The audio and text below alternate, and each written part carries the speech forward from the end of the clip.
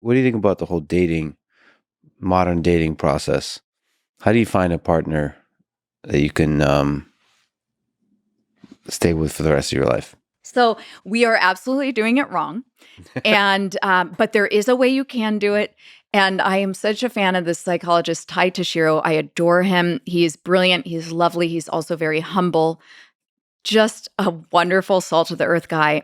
I'm going to tell you a very true story here. Okay. Let's go. I was in a bad relationship and I was at a psychology conference with my partner at the time. We were both at this conference and we were sitting in a lecture hall there for Ty Tashiro to do his talk that day on his phenomenal research on relationship satisfaction and dating. And I was sitting next to him and we'd been, it was just always unpleasant on trips. There were always fights. We're sitting there and Ty Tashiro starts talking about his research and how he found that most people are, signing this agreement, getting married, and doing it based on the love endorphins. And really only about 35% of anybody who's married is actually happy. And he said, so then, and It's a pretty low number. Exactly. But here's what I love about Tai Tashiro is he didn't stop there. He wanted to know what those people who were happy had in common. And then same thing with the people who were unhappy. He found a couple fascinating patterns. So the couples who were happy tended to rate their partners higher in 3 different traits. And I love talking about this because if you are somebody who can follow instructions, you can find this. I mean, very easily. Those 3 traits tend to be conscientiousness. Okay. And I love the word conscientiousness because it's not just kindness. Kindness is a good way to think of it, but you can be kind and kind of be a pushover, and that's not attractive. Conscientiousness is smart, attentive. It's somebody who reads into a text message and thinks, wow, she was making herself very vulnerable there. Mm-hmm. That's conscientiousness. I like how you just threw in a compliment. No, but Appreciate it. It's true. It's a certain intelligence, awareness, and attunement. Yeah. And then on top of that, conscientiousness is motivated. So you can't be on your ass all day and be conscientious because then you can't meet the needs that you anticipate about the person. So conscientious is that guy who drives the car around in the rainstorm so his wife's hair doesn't get met. It's my husband who checks my alarm for me every morning because he knows I'm terrible at time management, and he makes sure that I set it a reasonable amount of time before my first meeting and not the 20 minutes I think I need. Yeah. And then he'll come wake me up with a cup of coffee. That is ultimate conscientiousness. And it is true. I mean, I will tell you, as somebody who's with a conscientious partner, your love increases over time as you continue to feel grateful and admiring of that person. The second one, you want somebody who is low in a big 5 personality trait called neuroticism.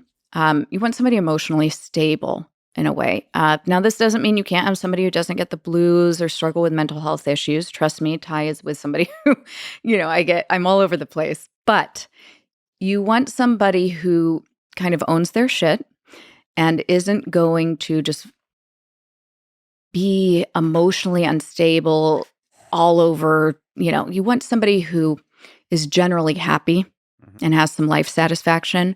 Having a partner who has serious, not mental health issues, but unmitigated emotional distress and instability is really hard on the partner. And it's really hard on other family members, including children, if you have children.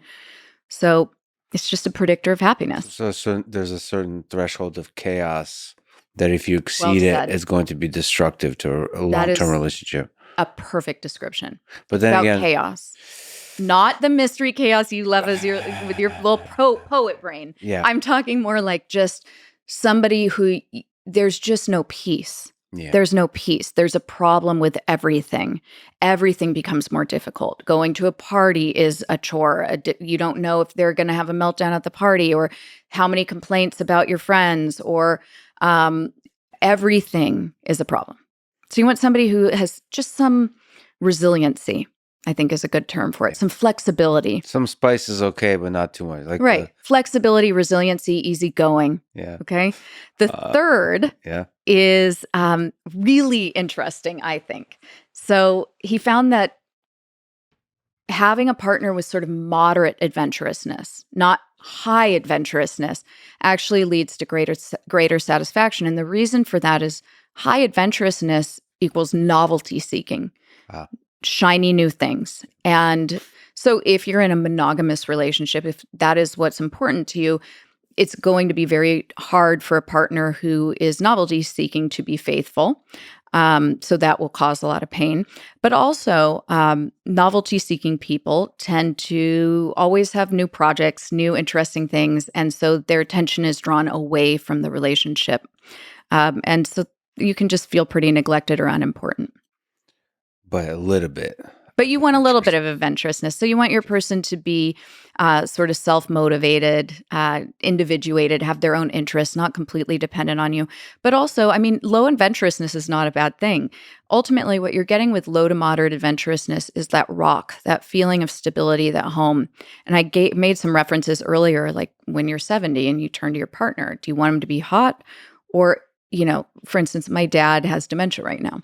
And my husband turned to me on the plane. We were all coming back from a trip and where we really saw how severe it's getting. And he just turned to me. He knew how much pain I was in, even though I wasn't showing it. And he said, I want you to know that if it comes to a point where we need to take care of your dad, he needs to live with us, you don't even need to ask. I am 100% on board and will help. And those are the things that matter, that home feeling. And technically, that's a trait that's sort of my husband caring so much about family and home and taking care of things that matter. Those are things that tend to be associated with that low to moderate adventurousness, somebody who really cares about simple things and family. I wonder if those things, those three things are something you can work on. Conscientiousness, you can proactively observe yourself. Mm-hmm. And, do it more regularly. Right. Neuroticism might be the hardest one, probably. I think so. Well, I mean, I was pretty neurotic in my early 20s. And when you wake up to it, maybe if you're self-aware about it, maybe you'll be able to control it. Yeah, I think self-awareness is key. I think that's why I love therapy so much. I think life is about growth and our potential for growth and to make our own lives better, to make the lives of others better, to serve others, to heal. All of us are this collective healing. And I think we're all capable of growth. And the same with adventurousness. I'm somebody that's pretty low on adventure, but I keep throwing myself out there just for the extra adventure. So you can grow in that way. Yes. And I am high in adventurousness, and I was not really ready to settle down. I was married earlier in my 20s, but I would say that I am much more prepared to be in a committed long-term relationship now in my 40s than I was when I was younger. But in that same way, for me, I like to connect myself to high adventure people so that it brings me out. It's like they're a horse and I get to ride them. Yeah. And that's the thing. So high adventure people are attractive. They're interesting, exciting, but it can be a world of heartbreak because, you're only under that spotlight for a few minutes and then they're on to the next shiny thing. Yeah, but heartbreak is part of love. But that might be the drug thing that you were talking about.